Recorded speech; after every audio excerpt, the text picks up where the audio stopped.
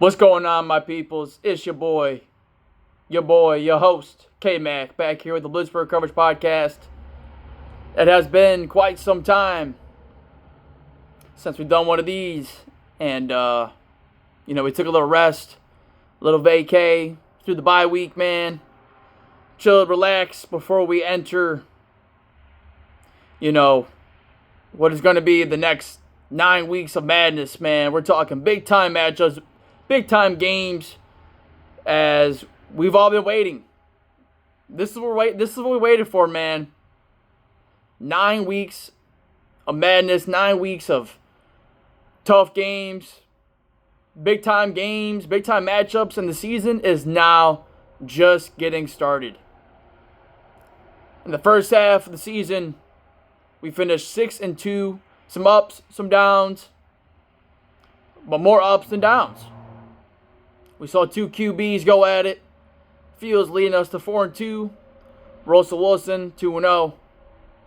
Now after the bye week, we are ready to go. 9 games consisting of 6 AFC North Division matchups. At home and, on the road against Cleveland, Cincinnati, Baltimore. And then sandwiched in there, 3 other tough games. Kansas City Chiefs at home on Christmas. Philadelphia Eagles on the road in Philly in middle December. And then the last one, Washington Commanders, 7-2 Washington. And that's where we're at now, man. This Sunday we're going to Washington for a big-time game. And we've also made some nice moves. You're talking at the trade deadline. We trade for wide receiver Mike Williams of the New York Jets, who was a free agent acquisition. A player we tried to get, but he didn't leave New York with... He left there. He didn't leave there without a contract. They signed him. So we obviously had interest in him. But we finally made that move. Traded a 5th rounder for him. A taller, physical type of receiver.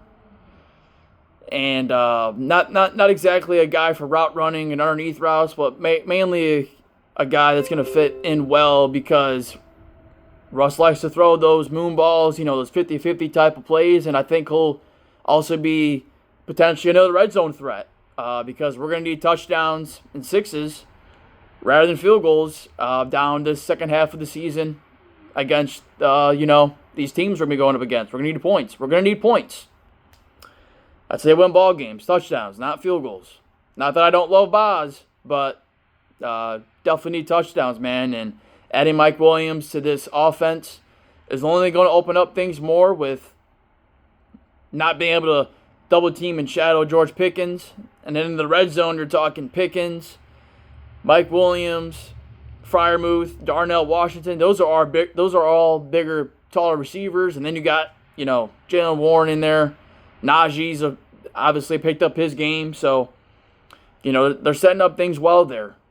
And then you add in a trade, 7th round pick for Preston Smith, outside linebacker / edge player from the Green Bay Packers.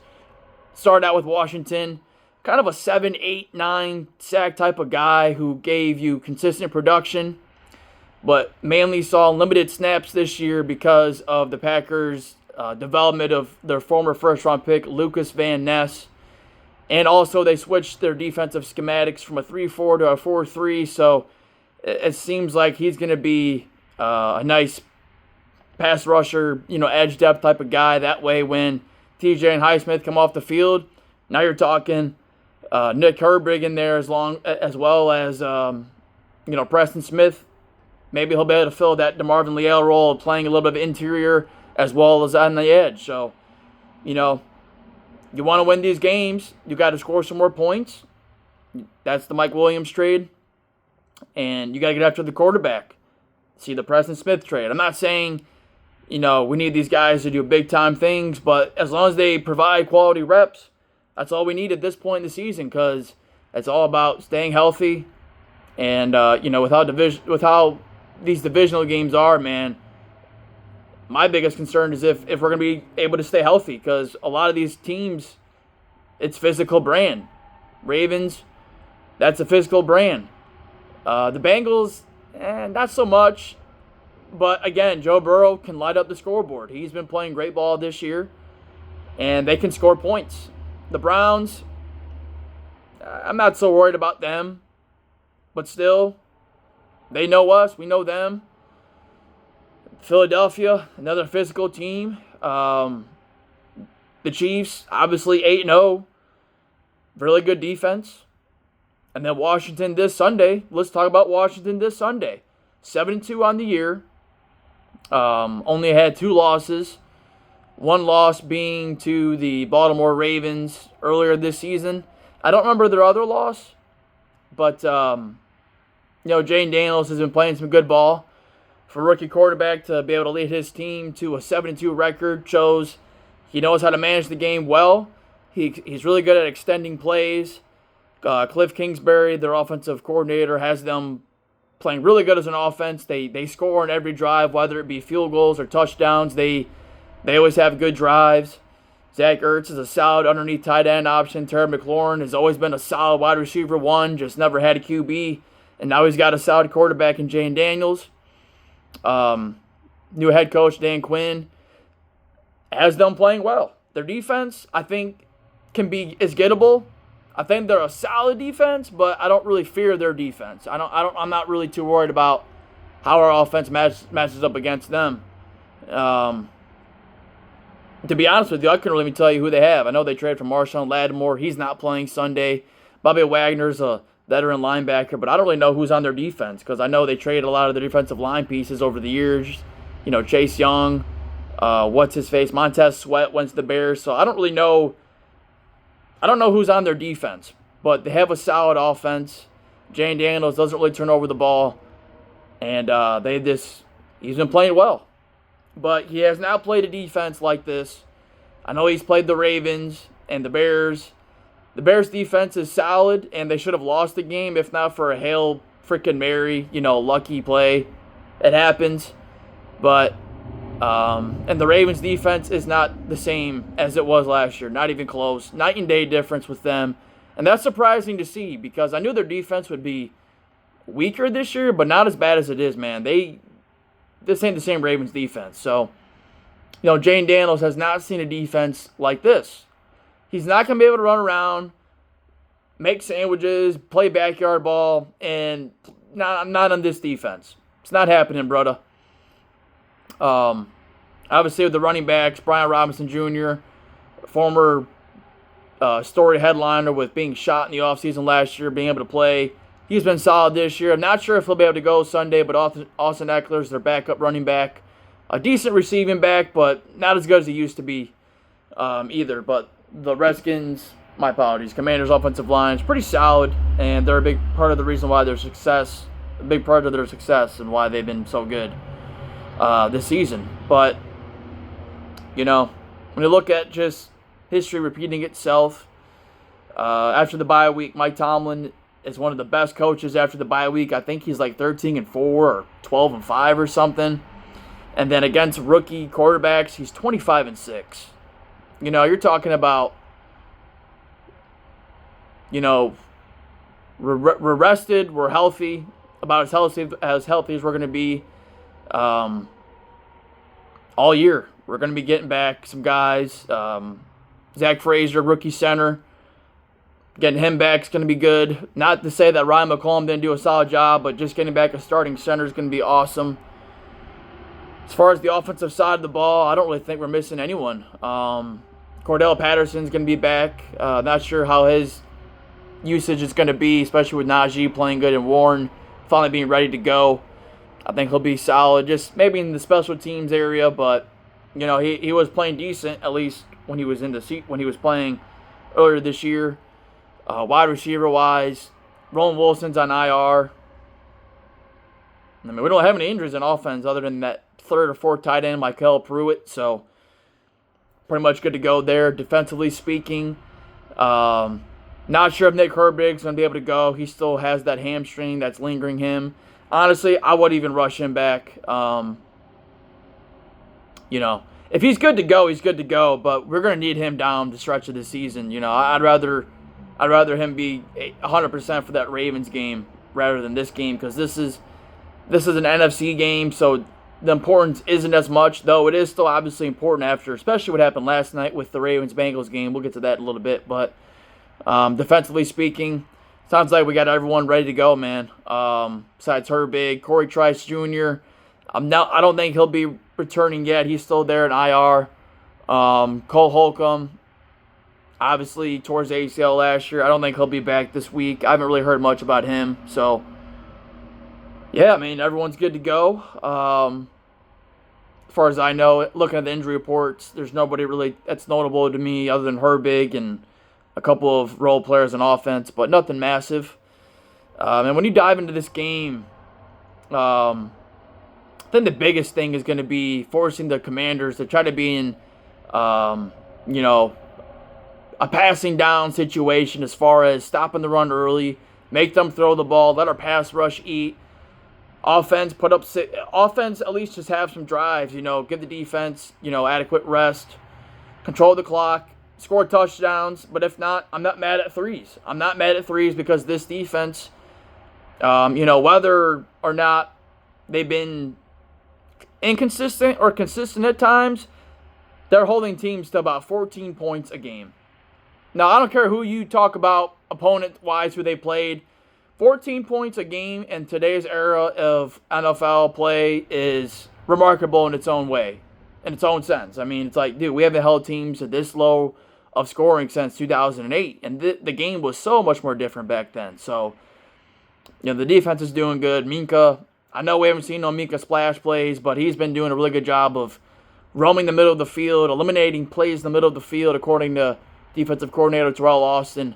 I'll be curious to see if we throw any wrinkles this week. I want to see a way where we can get, if Herbig's ready to go, I want to see a way we can try to, utilize the ability of Highsmith, Herbig, and Watt coming at the offensive line with the blitz, zone blitz. I'd like to see some more exotic schematics. But you know what? I'm not going to bitch about it because if it ain't broke, don't fix it. But I think we win this game. I'm not really worried about Washington. I think they'll play solid. I think we'll play good. But honestly, as long as Russ doesn't turn the ball over, we have a solid running game, I think we'll win this game. Jane Daniels, like I said, has not played a defense like this. And quarterbacks, the second half of the season, typically in the rookie year, they hit a wall, man. Defenses, you don't think we had a whole bye week.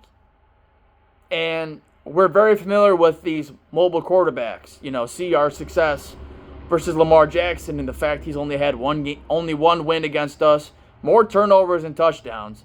And that's who we play next week.